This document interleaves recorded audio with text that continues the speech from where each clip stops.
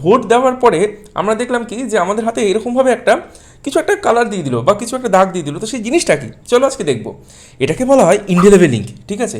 তো এই ইনডেলেবল ইঙ্ক জিনিসটা কি, এতে সিলভার নাইট্রেট থাকে, এটা নিজে একটা কালারলেস কম্পাউন্ড, কিন্তু এটা যখন কোনো ইভি লাইট বা সানলাইট যখন কোনো একটা লাইটের সংস্পর্শে আসে তখন কি হয়, এটা একটা কালারে কনভার্ট হয়ে যায়, এবং যত ভালো সিলভার নাইট্রেট থাকবে তত ভালো আমরা এর লাইটটা, তত ভালো এর কালারটা আমরা দেখতে পাবো, ঠিক আছে। তো মাত্র দুখানা কোম্পানির কাছে লাইসেন্স আছে যারা এটা তৈরি করতে পারে, ঠিক আছে, মাইসোর পেইন্ট আর হচ্ছে বার্নেস লিমিটেড। তো জানো এই এই জিনিসটাকে ব্যবহার করা হলো কেন, ঠিক আছে। যখন আগেকার সময় 1950 দশকের কথা বলছি, ঠিক আছে, ওই সময় অনেক কে ভোট দিয়েছে কে ভোট দেয়নি এটাকে চিহ্নিতকরণের জন্য কিন্তু প্রথম এই ইনডেলেবল ইঙ্কটাকে ব্যবহার করা হয়। এখন দেখো প্রত্যেকটা জায়গায়, ঠিক আছে, এটা ব্যবহার করা হয়, এবং এটা কখন ওঠে, যখন আমাদের এখানকার, কারণ সিলভার নাইট্রেটটা আমাদের পুরো সেলের মধ্যে ঢুকে যায়, ঠিক আছে, যখন আমাদের এই সেলগুলো মরে যায়, এবং এটা উঠতে গেলেও মিনিমাম টাইম লাগে হচ্ছে 2 থেকে